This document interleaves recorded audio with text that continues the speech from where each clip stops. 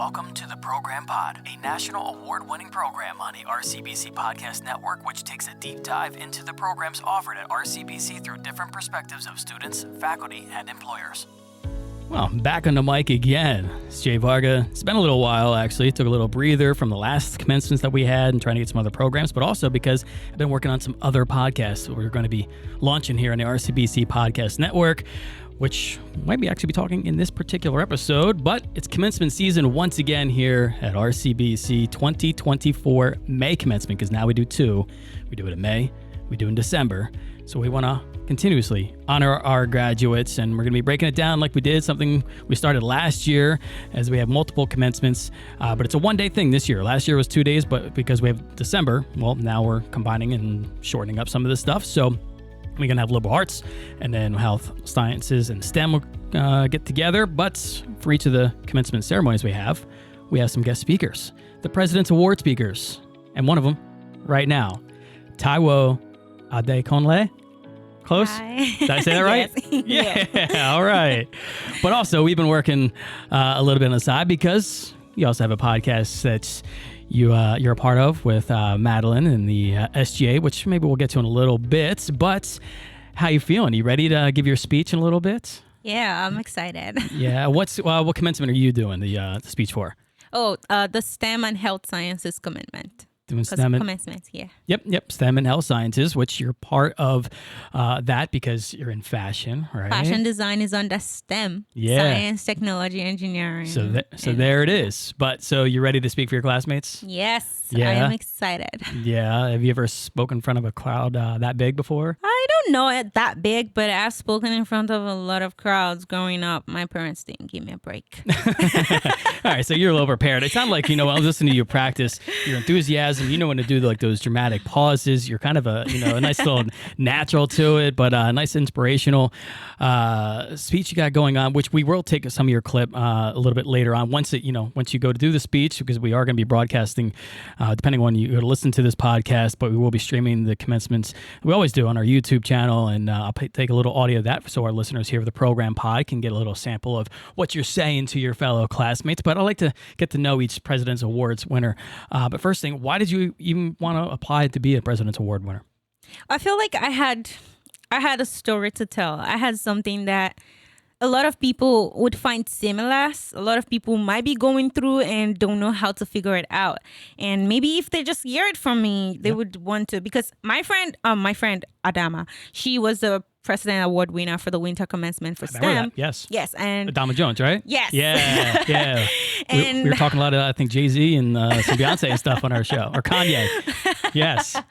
Yeah. When she spoke, it's resonated with me. And after the graduation, there were a lot of people that walked up to her and were like, oh, my son has the same story and similar story and this and that. I'm like, if there are people that connects with her, and I was able to connect with her too. Mm-hmm. I mean, I wasn't homeschooled, but on some levels, and I'm like, a lot of people would want to hear that. Yeah, and not to cut you off, but her story, for people, listeners that might not have heard it, and it wasn't a couple of episodes ago here in the program pod, but she kind of basically not really dropped out, but she did, like, in a way. Yeah. And like you said, she started homeschooling. She realized that COVID was a big factor, and then going back, and it was a whole kind of culture shock, and she wasn't quite ready for it yet. Exactly. But super smart, and got her, went and got her GED and started going on her path and everything else, and then she became a President's Award winner just like you. So that's really cool, though. To hear she's inspiring you, and then she inspired me. Now I can tell her if she's watching this or listening to this, I want you to know that you inspired me. I always tell her in class, but she doesn't believe me. So you wanted to share that story and stuff, but your story to begin with, right? Which I heard a part of your speech as you're kind of practicing and going through it. You're almost ready to graduate where you previously lived. Yes. And then you had almost to do it again. Can you share the story with us a little bit? Yeah. I was studying sociology and anthropology at the University of Benin City, Edo State in Nigeria. And it was my third year. I was preparing to write my first third year first semester exams, and all of a sudden my parents were like, oh, we have to go do something at the embassy. And I was like, okay. And then we just heard the news, we have to leave, we got the visa and everything, and we had to come over. And United I States. didn't want to write my exams anymore. I was like, what's the point? My school doesn't do distance learning. I'm not even going to be able to graduate. You know, the whole thing. And I kept thinking about all the sleepless nights, the fact that I just got the highest GPA in my department from my class, you know, like 4.7 GPA, 7.5 in a 5.0 system. I'm like, yeah, and that you also said that during a speech. I'm like, Yes. a 5.0 GPA system. yes. I don't even know what I would get there. Look, it's so hard to get that kind of GPA given my department. Yeah. We don't do like multiple choices. We only write like essays for every exam. And it's like, if you're not writing like 3 pages at least for each question in a 2-hour exam, you're not gonna pass. Yeah. You're not gonna get, no matter what you're writing. I'm like, I would stay up at night and now I'm going to have to throw everything away and just move to the United States and start over.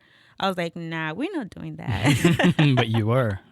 I was. So you didn't have to start with too much though, right? You came here and you went right here to RCBC when you came to the States? When I came to the States, I didn't want to go to school. So Okay. I spent 8 months at home, Okay. not going to school. And I was working at Home Depot at the time. And most of the people that I was meeting, they didn't really want much out of life. They didn't want to go to school. I was like, I can't be like this. And then I met this They're one content. person. This one person working there with me. His name was Aaron. And it was like, it's pursuing his bachelor's degree. He's graduating now. Okay. We were the same age. And he was talking about all these big things he wanted out of life. And I was like, damn. This person is thinking like this. How can I just give up? You know, and I thought, I can't give up. Especially as smart as you were, pulling that 4.8 GPA. Yeah. You know what I mean? You're meant to be doing stuff. Yeah, I was like, I kept remembering this quote in my head, like, to whom much is given, much is expected.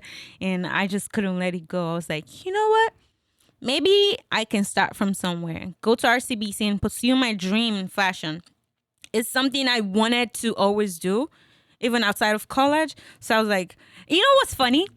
I've always thought, like, when I graduate from college with my sociology degree, I'm just going to get a criminologist PhD or master's, and I'm going to delve into the world of fashion and do fashion as a profession, as an occupation. I'm not going to continue in the path of like sociology and anthropology. So I was like, you know what? Why waste my time when I could just do fashion here and get a degree for it and still, you know, it's my passion, something I love. And I was like, you know what? Yeah, RCBC gives me that opportunity. I'm just going to take it. Yeah, you have to have that passion, right? Because it's kind of, I don't want to say it's pointless, right? But you want to be able to enjoy what you do. Yes. You know, for if they, you know, I'm doing air quotes for like work, right? But as they say, it's like you never work a day in your life if you love what you do, right? Yeah. So you didn't even actually continue to pursue sociology. Then you No. already knew right off the bat. You're like, I'm not going to do it if I graduate with it. I'm still going to go to fashion, so I might as well Yes. just go straight fashion anyway. Yeah. So you're under Lisa Steinberg then, right? And Yeah, the fashion Lisa program Steinberg. and stuff. Yeah. So were you doing stuff with the fashion show then? It's over the Cherry Hill. Well, I know the fashion show is coming up again when people go to listen to this. It started last year. They brought it back to the Cherry Hill Mall. Were you part of that last year? Yeah, too? I was a student. I got an award for excellence for my collection in Of course you pattern did. draft. Of course you did. Yeah. How was that experience though? Oh, it was. I remember one time in class when I almost completed my second garment. It was a dress that had ruffles going through it. And then my professor was like, oh, you skipped a technique. You have to take it apart and do it again. Yeah. And then I took it apart and did it again. And the moment I finished doing it again and came to show her, that same day, she was like, oh, you did it wrong. You have to cut it and put it into it. You have to take it apart. I broke down in class. Yeah. I broke down. I was crying. All my classmates, they were giving me hugs. As Adama was there at the time. Okay. She gave me this one hug that I didn't want to get out of. And then Lisa just came in and she was like, Taiwo to my office right now. And then she gave me this encouragement. She told me, you have to love it and then it will love you back. There you go. And since that day, I was like, no shortcuts. We're going to do it right. We're going to do it right. And since then, I haven't taken any shortcuts, Good. to be honest. Good. Yeah, you shouldn't. I'm kind of the same way when I'm, when I was building stuff during COVID, I had to teach myself some things to keep my brain occupied because the whole world has kind of stopped. And I was teaching radio at the time here at RCBC and wasn't really allowed to teach. And so I kind of kept stimulating, but then I was trying to build like a flag or whatever. And you can take the shortcuts, but then I'm looking at it, I'm staring at it, and I'm just like, I know in the back of my mind, like I cheated. I took a shortcut, and and you want to be a perfectionist and stuff. So I totally can get that. Because sometimes you really have to take that shortcut because we were like, what? How many days to the fashion show? A week to the fashion show. Yeah. And I was still struggling with this one look that's supposed to be the easiest of them all. Of course, that's the way it always is. Yeah. Well, they got it again. It's nice to see them in the fashion program, doing some great things. Obviously, at the arts campus in Mount Holly, which is a gorgeous campus. People need to get out there a lot more and go check out what they got going on from there, and culinary and such. But I'm glad to see you're doing what you love. So, what are you going to miss most about this place? The people. Yeah. Yeah, I'm gonna miss my professors. They're You're super gonna miss nice. me, right? Yeah. Yes, I'm definitely gonna miss you, our award-winning podcast. You heard that, yeah. And yeah, I'm gonna miss the activities that we do in school. I'm gonna miss every single person I played volleyball with. You guys are the best. Yeah. It was one of those moments where because I used to play volleyball from high school, in college, and now here, I was like, oh yeah, I've always wanted to. It was a really nice way for me to distress and all that. So yeah, and when you're angry, you get to burn some. Yeah, you get to spike energy. the ball too. Yeah. Yes, and I'm gonna miss the campus. The campus is really beautiful. Yeah. And they're continuing to build it out. They're actually going to be doing a lot more renovations too to kind of continue to give it a modern look. I'm excited for that. It's not going to be probably for a couple of years, but you can check back in. But in the meantime, so, obviously fashion is where you're headed, but what is your actual, goal? Where are you headed next? Like, what do you see your end goal? What's the next steps? So for my next steps, I got accepted into Fashion Institute of Technology. Oh, yes. Congrats. Thank you. I will be studying fashion business management. Okay. I thought, since I know how to design, why don't I just try to understand the business aspect of it? Okay. So yeah, I will be doing that. And I'm currently launching my brand. It's a gym wear brand. Plug it away. Go ahead. Say what it is. The name is Tribe Flex. Nice. So it's a brand that's aimed at giving people a community. Where we're not just talking about gym wear and fitness and being comfortable in the gym. We're saying we're trying to give you an identity in the gym. There's a lot of people out there that they belong to different cultural backgrounds, but they don't really have connection to their roots because of they're in America or they're not in America, but they're far away from home like me, and they don't really get the opportunity to dress as dress to represent where they are from. Sure. They don't get to connect with their roots based on their clothes and how they look every day. Yep. So I'm giving them that opportunity to look where you're from. Are you African? Are you Asian? Are you what? Wherever you're from in the world, I want you to have that sense of belonging, a community, and dressing gives you that. Yeah. So we're infusing culture. We're doing it by using general gym wear styles and material, like an active fit type stuff. Yes, dry fitness. fit. Yeah, Okay. and then we're gonna be infusing cultural patterns into the fit. So it's plain and pattern, but there's you can style see it, to you it. can feel it. Yes, Yeah. and it's given. It's given. Well, You and should it's something. check it. Yeah, it's the way you dress too. You know what I mean? Dressing good makes you feel good, but like you said, but dressing representing your culture makes you feel even better and stuff too. Yeah, who says you can rep your culture in the gym? Yeah. And it's something you can even wear on a regular day too. So do you have a Etsy store set up or any type of thing we're yet, working or on you our still have website right now. Okay. But you can find us on Instagram at TribeFit. Plug away. How do I try? Is it Tribe? What's the Tribe handle? Fit. It is TribeFit. Yes. Okay. I should have known that. CRYBE Flex FLEX. All right. Well, we get the nice plug-in out of the way here, and we got to know you a little bit, but you got to get ready for some real-world interview questions, which I have prepared for me. All right? I'm nervous. Okay, because you never know what to expect. I was going to say, Yeah. like, well, we see your resume, and you have this, you're a fashion person, you went to the fashion show and stuff, but sometimes they ask you some off-ball questions you got to get yourself ready for, right? Right. So, if you could choose one song to play every time you walked into a room, what would you choose and why? Okay. So I would choose This Is the Life I Chose by Adekunle Gold. Never heard And because life is not just happening to me haphazardly, I am involved in that conscious decision of how my life turns out. I am very intentional about the things I read, the things I talk about, the friendships I make, and I feel like, and the mindset that I cultivate, it goes a long way to determine the trajectory of your life. Sure. I'm very intentional about learning new things every day and growing, and I feel like if you continue to grow in certain things, life would join forces with you and push it through for you. So I feel like That song vibes. I chose that life. Yeah, I get it. And even if my life is not what I want it to be right now, Yeah. I will continue walking Okay. to where I want to be. There you go. All right. So, what do you think about when you're alone in your car? That's a tricky one. Mhm. Okay, what I think about when I'm alone in my car. Sometimes I just self-reflect on, the things I did previously, earlier on.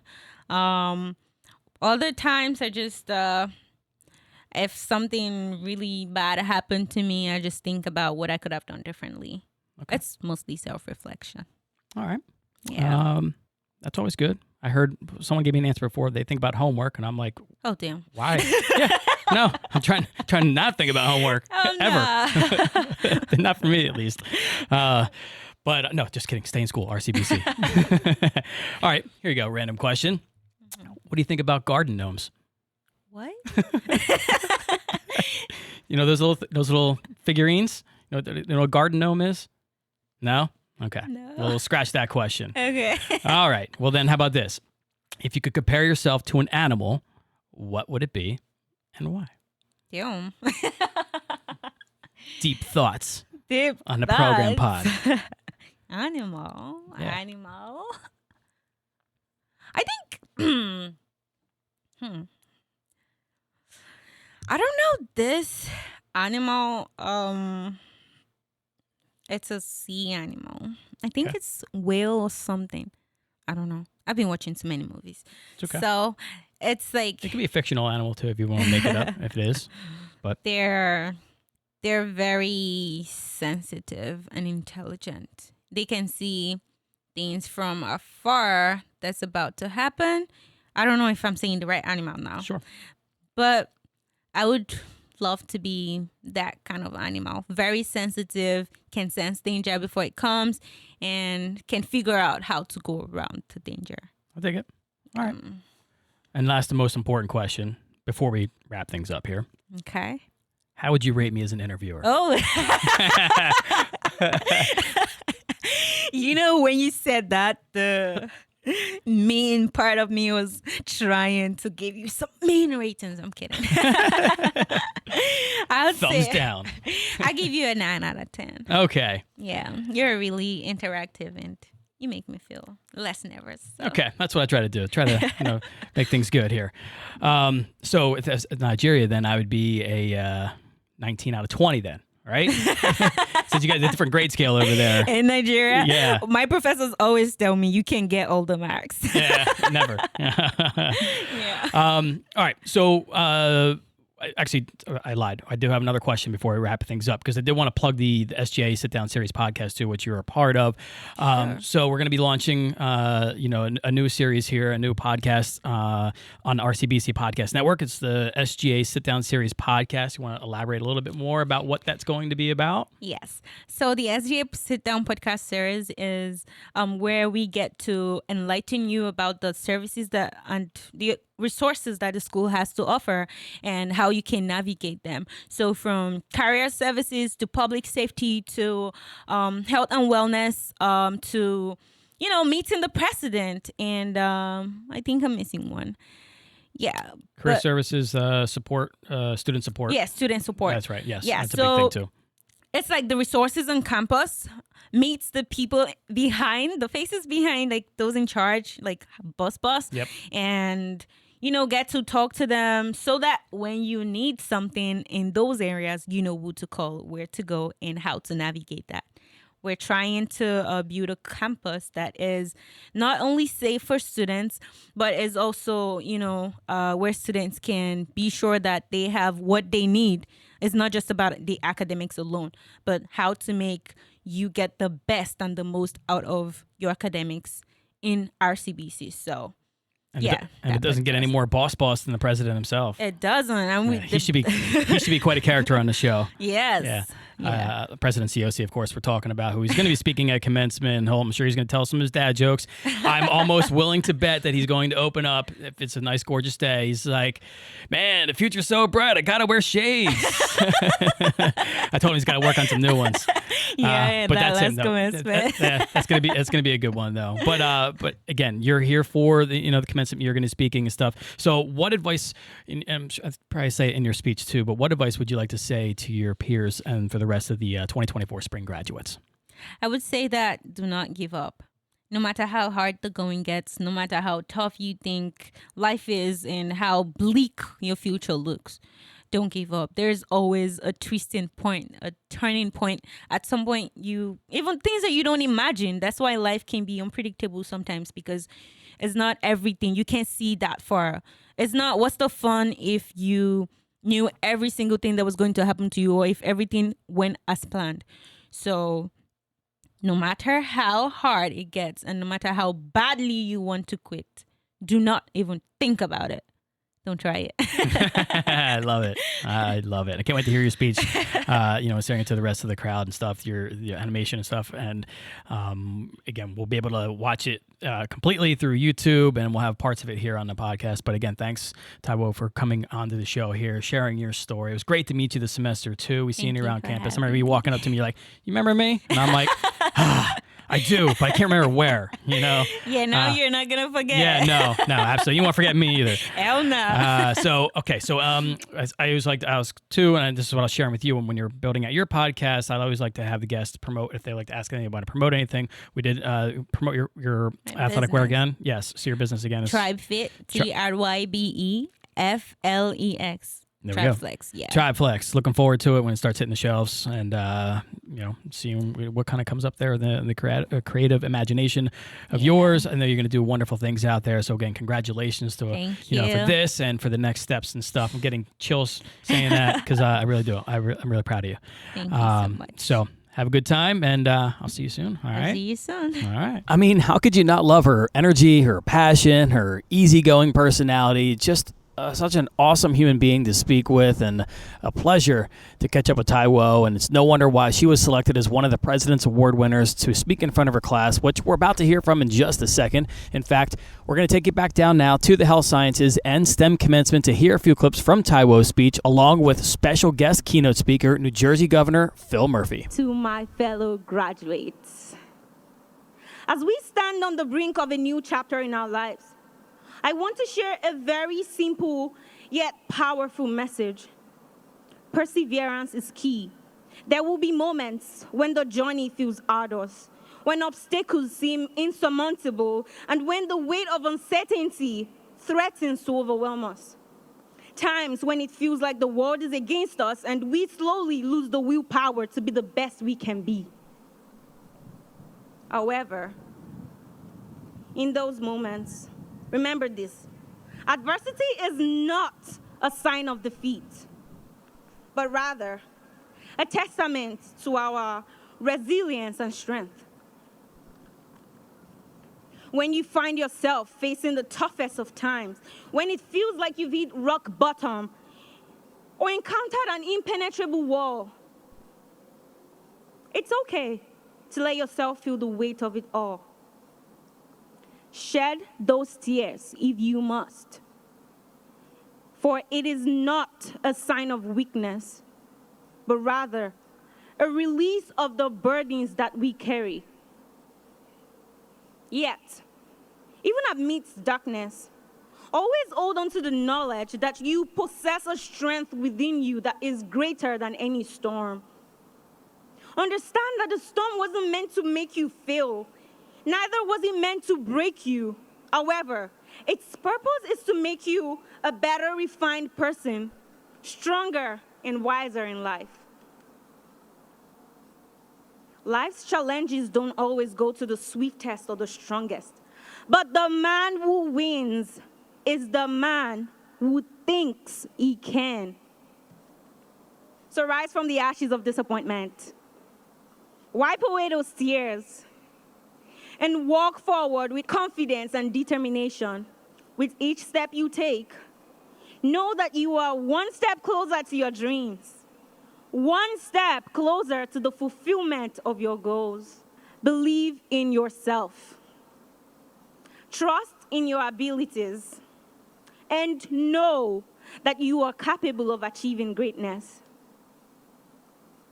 You know, a quote by Robert Schuller that always stands out for me in times of adversity is, tough times never last, but tough people do. You have come this far, and you did it, and I'm proud of you. Now, you can say that you came, you saw, and you conquered. This is a milestone you have achieved, and you should be proud of yourself. Congratulations, graduate. You made it this far, and the journey ahead is filled with endless possibilities. So go forward with confidence. Pursue your passions with fervor, and never lose sight of the incredible potential that lies within you. You did this. Can I hear a round of applause?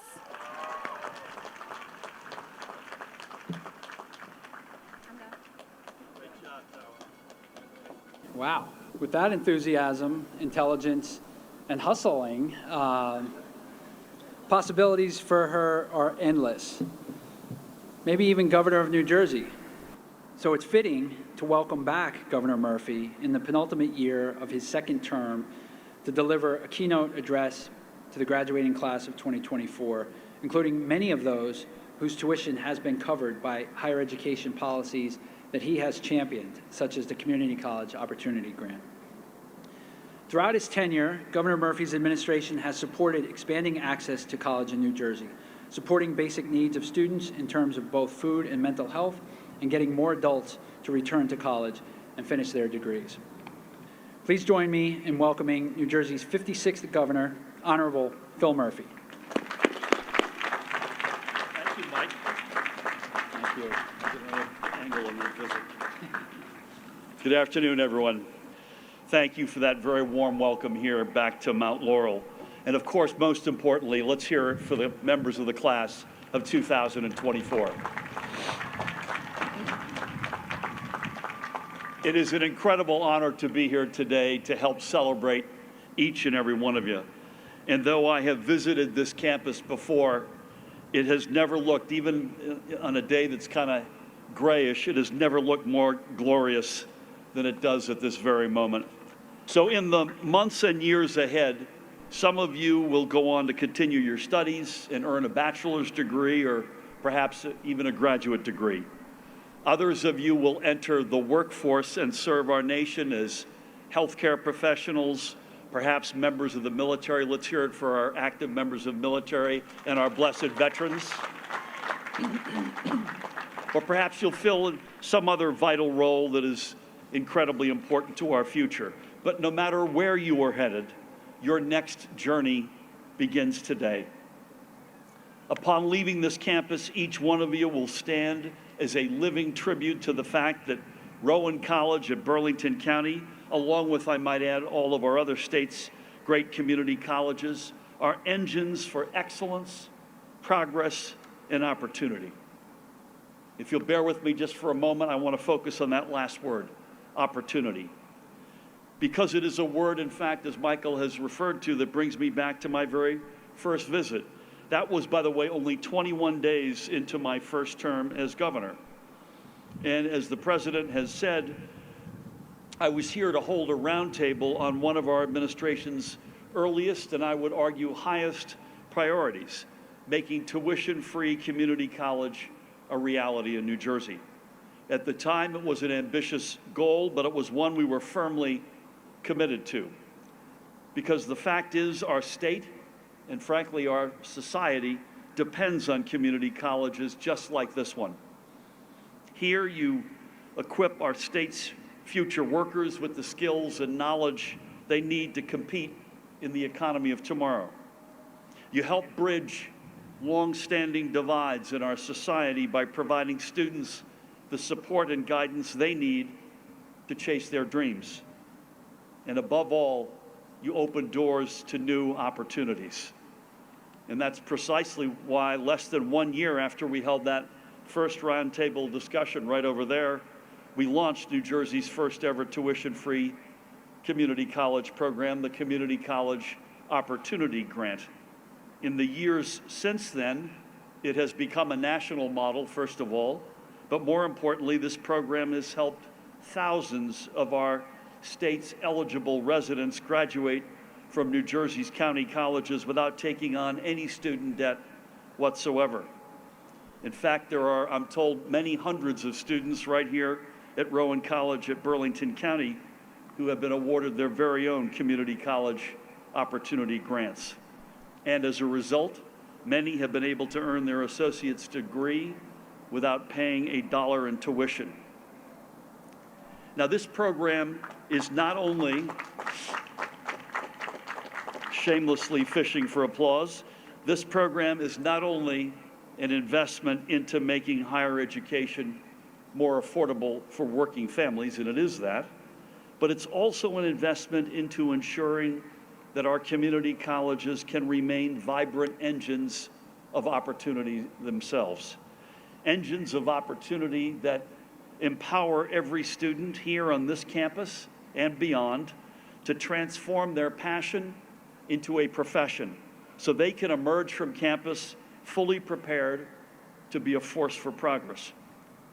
And honestly, that is the one thing I want to ask of you all today, to seize the opportunity right before you as graduates of one of our state's great community colleges, to become forces for progress.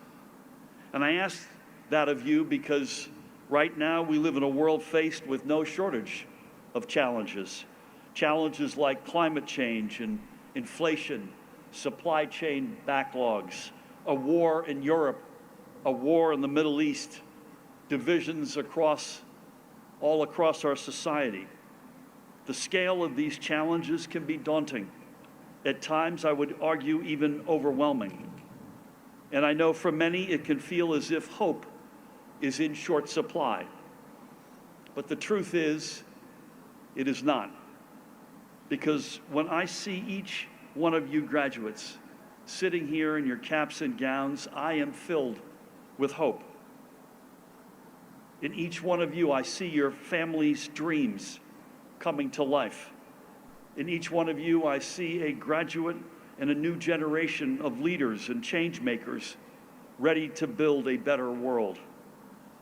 And in each one of you, I see future educators, electrical engineers, scientists, paramedics, and other frontline heroes who will serve in fields that will transform literally countless lives. Now, before I leave you, I was working on this last night, and I came up with 3 wishes. So I'm going to wing 3 wishes for you.